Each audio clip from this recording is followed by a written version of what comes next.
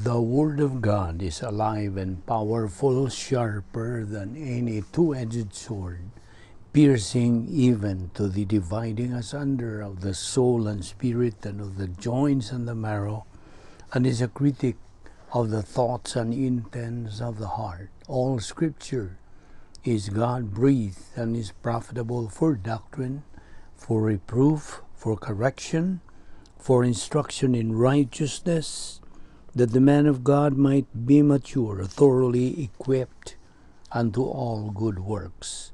Study to show thyself approved unto God, a workman that needeth not to be ashamed, rightly dividing the word of truth. Matthew 6:33. But seek first the kingdom of God and his righteousness, and all these things shall be added to you.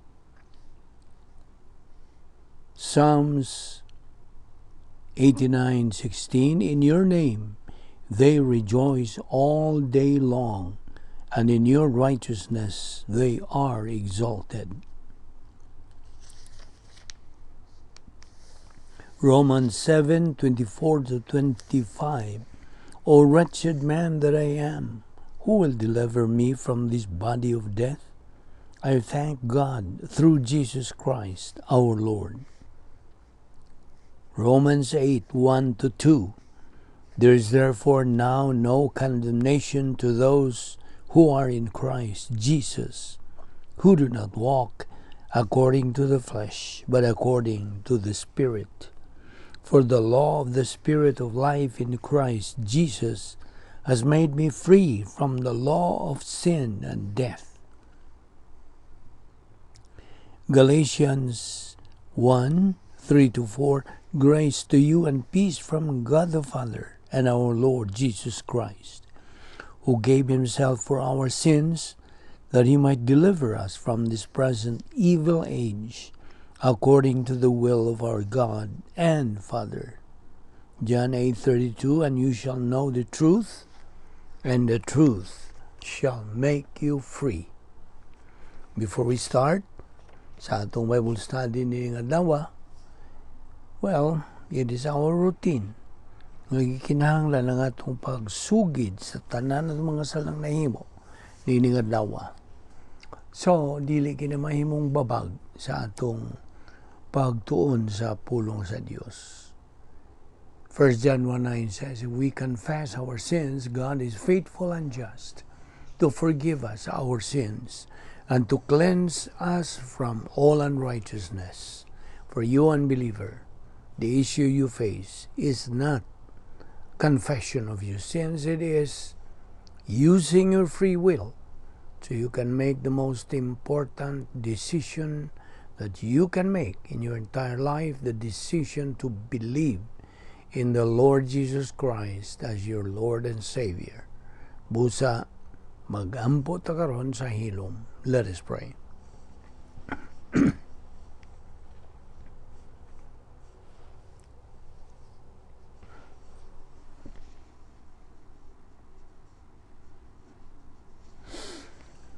Amahan na mga Diyos, nagapasalamat kami kanimo nining lain ang sa mga adlaw nga imong gipadangat kanamo. Buhi pa kami nining among lawas, askil pa kami, kini umikan lamang sa imong gugma, kaluoy ug grasya. Dili kami takos, bisan ang pagpakabuhi. Panikaw, matinumanon kayo sa imong mga saad. O ikaw, nagalihok pa sa among kinabuhi. Pinagi sa imong plano. Uban ni kami karon, ning among pagpadayon sa pagtuon sa imong pulong, tudloy kami pinagi sa ministry of God the Holy Spirit. Kining tanan among ipasalamatan sa ngalan ni Ginoong Jesucristo. Amen. Well, maayong adlaw, niya pakita sa atong tunanan the only means of salvation. Okay, kagahapon, mo kini nga itong ibiyaan, no? Kita mga makasasala. Ang Diyos walay sala. Now, tutuki ka nagmaayo sa ato na lang pagtugot, pagpakasala din sa atong tagsatak sa kinabuhi. Ingon man sa mga kinabuhi sa ubang tao. Kini nagpasabot ug tataw kayo nga kita mga makasasala. Gusto? Apan ang Dios dili sama kanato. Karon mubalik ra gud ta didto sa bersikulo 1, bersikulo 13, no? Karon ang Dios nagkanayon bahin sa iyang kaugalingon tungod kay ang inyong mga mata maputli ra pag-ayo nga mutugot og dautan ug dili kamo makasud-ong og kadautan uban sa pagtugot. Now, ang Dios adunay giingos in English og zero tolerance level bahin sa sala. Nagpasabot kini dili og dili siya makatugot bahig sala ngano man. Baga ngano? Tungod kay siya balaan man. Wa man siya sala. Apan ang Dios nagasangkap sa tukma gyud sa atong panginahanglan aron kita mahilangit. God has already, or He has exactly what we need aron nga kita masiguro nga mahilangit. Sa dihang namatay si Ginoong Kristo didto sa cross, dinhay duha ka mga mahinungdanong panghitabo. Unas tanan, ang atong Ginoong Kristo maoy midawat sa silot nga angayng ipahamtang untang ani kanato tungod sa atong mga kasalanan. Kaya bigod nimo, ang Biblia nagkanayon ang Dios labihan sa iyang pagkabalaan nga sa ingon niya dili gyud niya mahimo sa pagbutang sa kalimot ang dautan. Evil. He cannot overlook evil. Gani diha sa libro ni Nahum kapitulo 1 bersikulo 3 kini nagkanayon og ang Ginoo dili gayon makabiya niadtong sad-an nga dili pagasilutan. So nagadiman ang Dios o hugot niyang gisugo nga silutan gyud ang sala.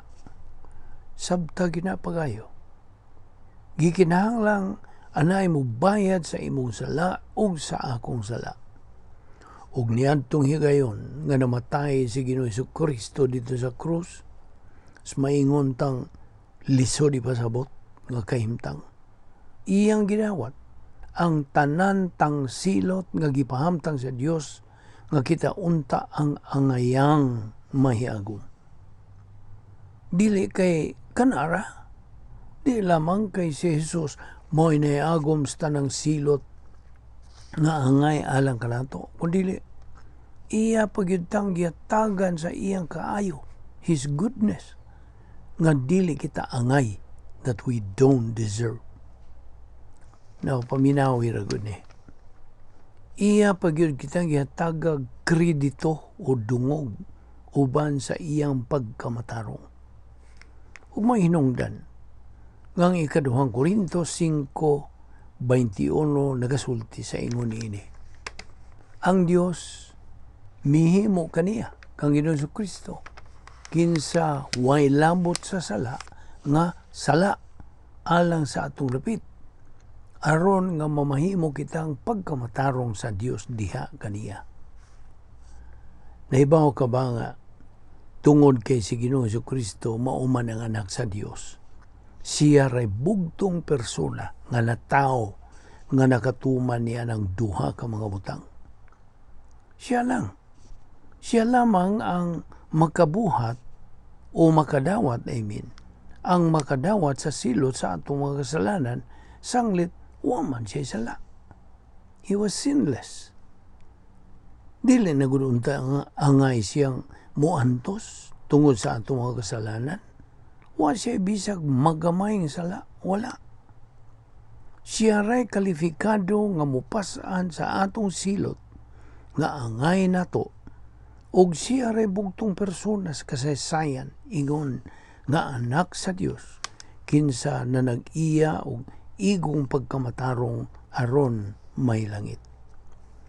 Ug mo kini hinungdan nga nga si Ginoong Hesukristo lahi ni bisan kinsang pangu ug relihiyon din sa kalibutan. Lahi. Ibaw ka ba nga kasagaras mga pangos, mga relihiyon sa pananglit sa Hinduismo, Islam, Buddhism, Mormonism, Jehovah's Witnesses, ug uban pa. Kini silang mga relihiyon na miilaman nga si Jesus usa ka maayong tao, nga siya usa ka bantugang propeta, apan diha sila kutob. Kini silang tanan dili mutuo, dili mudawat nga si Ginoong Jesucristo anak sa Dios. Paminaw. Si Ginoong Jesucristo dili makasulbad sa imong suliran sa sala hangtod mo ila ug mutuo ka nga siya mao ang bugtong anak sa Dios kinsa mauray makapuli kanimo sa imong dapit sa paghiagom sa silot nga angay kanimo ug siya ray makahatag kanimo ug kanako niya ng pagkamatarong nga dili kita takos mudawat. Sabot? Abigon nimo. Anay daghang mga tao nga moingon og, well, mudawat ko nga si Jesus sa kamaing tao, usa siya ka moral nga magtutudlo, usa siya ka dako nga panig-ingnan, a great example. Apan ang pangingon nga siya Dios nga mahimong unod, na di na ko kaanha diha. Di ko mutuwa na. Well, naibaw kapag siya si Jesus mismo wa magahatag kanimo og kapilian gikas pag-ingon lamang og maing tao to siya o ilado to siyang magtutudlo. No, sabta kinihigala. Ikaw nagpaminaw niini. Sabta ni. Si Jesus mismo wa maghatag ni ining mga tawana kinsa dili mutuo nga si Jesus mao ang anak sa Dios. Wa maghatag si Jesus kanila og kapilian. Pinaagi lang sa pag-ingon nga siya maing tao bantugang magtutudlo. Sanglit si Jesus mismo mao ang mipadayag. He himself declared nga siya anak sa Dios. Siya Dios nga nahimong unod. He was God in the flesh. Ug paminaw, tungod kay siya man ang anak sa Dios, siya ug siya lamang ang makahatag kanato sa pagkamatarong nga dili itaangay. No, dihes Roma 5:1 sa gisulti. Si Pablo nagkanayon sa in-Ingles og, therefore, having been justified by faith, we have peace with God through our Lord Jesus Christ. Now, ang pulong justified na matarong, usa kini ka pulong sa pamalaod. It's a legal word nga nagkahulugan og alang sa maghuhukom sa pagbutyag, to declare nga dili sad-an o not guilty. Kana nagpasabot nga sa dihang imong tuuhan sa Ginoong Jesucristo ingon nga imong Ginoong manluluwas, diha sa great courtroom of heaven ang Dios mupukpok sa gavel ug moingon og way sala o dili sad-an, not guilty. Yes, gipasaylo ka sa imong mga kasalanan. Apan di man nga madawat lamang kini pinagis pagtuo nimo lamang ngano tungod kay gasa man kini sa Dios ngari kanatong mga katawan karon bisag unsang matang gasa o regalo ug di kini dawaton ug ablihan sa gihantagan na wag bili wa hinungdan ang mga regalo usta. Unsa may gisulti si Piso 2:8-9, popular nga bersikulo. Kita na nga luwas dili sa grasya pinagis pagtuo. Kita nangaluwas diha, dili kay dili. Kita nangaluwas diha sa grasya pinaagis pagtuo kining maong kaluwasan, dili pinagi sa inyong mga paningkamot kay kini gasa sa Dios, dili pinagi binuhatan aron way si kinsa ang magpasigarbo. Busa usa kini kaunsa? Gasa. It's a gift from God. So, imo ba ka ng dawaton o isalikway? Imuha ang pagpili, higala. Ug nahibaw kag mga resulta sa duha nga imo kapilian. Kung imo ka ng dawaton, pinagi lamang sa pagtuo kang Kristo lamang, ang resulta, kinabuhing dayon, eternal life. Apan kung imong isalikway, ang resulta, dayon nga paghukom, eternal condemnation. No, niya punto nga kung nandoon diya kanimo. May tungod sa kinabuhing dayon nga madawat sa magtotoo o nadawat niya. All matters of spiritual value have been designed by God to be understood pinaagi sa unsa pagtudlo nga ministry sa Dios Espiritu Santo. Inoon gisuwat dinhi, no eye has seen, no ear has heard, no mind has conceived what God has prepared for those who love Him. But God has revealed it to us by His Spirit.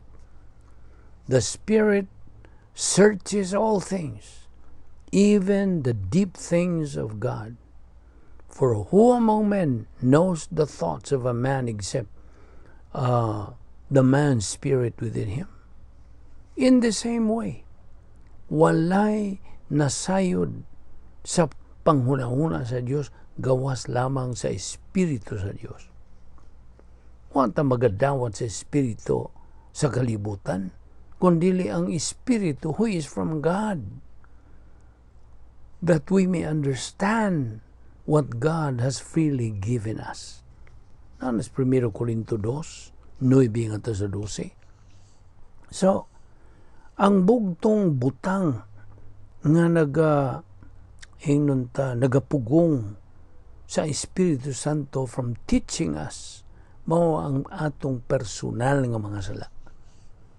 Numdong ka ni Hari David, King David, diantong daang pagkigsaan, tataw kayo iyang gibutang o gipahiluna ni kining butanga niini.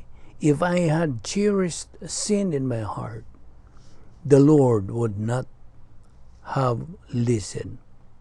Salmo 66:18. Busa, kung ang Ginoo dili makadungog sa pagampo sa usa ka magtotoo tungod sa mga sala nga wa niya isugid diya sa iyang kalag, it follows doctrinally nga ang Espiritu Santo will not teach the individual. Samtagi na nga kung way Espiritu Santo nga magagahom ka na ito, magadumala sa itong kalag, then dili siya makatudlo sa kamatuoran. Apan kini bahin naman kini sa pagkinabuhi, ikaduhang bahin sa plano sa Dios sa maong magtotoo. Parang atong gitutukan, maong iyang pagkaluwas. Human siya mutuo kang Ginoong Kristo nga iyang personal nga Dios ug manluluwas. So busa dinhi lang una kita kutob sa atong paghisgot bahin ini. The only means of salvation is faith alone in Christ alone. Magampo ta. Higala kung galing mamatay ka karon, nahibaw ka bag mahilangit ka o maimpyerno ka hangtod kang turan. Namang Biblia ang pulong sa Dios nagkanayon ra ba? Ngayon mo ka nang mahibawan. So gipangutana ta kahigala ni ining maong pangutana tungod kay kini ang labing manungdanong pangutana nga imong matagbuan sa imong kinabuhi. So ako kang pangutanon pag-usab, luwas ka ba? Dili question kung sakop ka ba o usa ka simbahan, kundi luwas ka ba? Are you saved? Di pod question kung nagkinabuhi ka ba karon o usa ka talahuron o dalaygong kinabuhi, kundi luwas ka ba? Kinahanglan maluwas kita. Malingkawas kita sa paghukom nga mudangat sa kalibutan. Aron kita dili itambog dito sa linaw sa kalayo. Kung wala kita'y pagtuo ni ining bugtong pagi sa kaluwasan nga ang pagtuo lamang kang Kristo lamang. Busa, akong sublion, usara ka paagi nga kita mahilangit. Ang imong mga sala ba mo hinungdan nga nakabsad ka si maya sa Dios. Mao na hinungdan nga di gyud nimo matuman ang mga kinahanglanon aron ka mahilangit. So, imong makita unsa ka dako sa gugma sa Dios alang kanimo. Diba ni pagayo nga ang bugtong pagtuo nga makaluwas kanimo mao ang imong hingpit nga pagtuo kang Ginoong Jesucristo. Tumuo ka kang Ginoong Jesucristo ug ikaw maluwas. Mga buhat 16:31. Sabta higala. Ang pagtuo lamang kang Ginoong Jesucristo lamang mao ang bugtong paagi sa kaluwasan. Magampo ta. Amahan among Diyos, salamat sa imong grasya nga among gipahimuslan. Grasya nga among pagtuon sa imong pulong. Ang among pagpakaon sa tagsa-tagsa na among kakalag. Aron kini mutubo. Ug makakabot sa among tumong nga mao ang espiritualong pagkahamtong. Nga di na kami katakos sa pagkinabuhi, katakos sa pagdawat ng mga panalangin, katakos sa paghigugma, katakos sa sagubang sa bisag unsa mang mga gumunhap, mga suliran sa kinabuhi. Salamat sa imong pagsangkap sa tanan nga mga paagi, sa pagsulbad sa mga suliran. Your 10 problem-solving devices, amo kining dawat ug amo kaning hangop aron kini maggamit sa among adlaw-adlaw nga pagkinabuhing espiritualon nga kinabuhing makapahimuot sa imong tubangan. Salamat o Dios ni ining tanan ni adlaw sa ngalan ni Ginoong Jesucristo. Amen.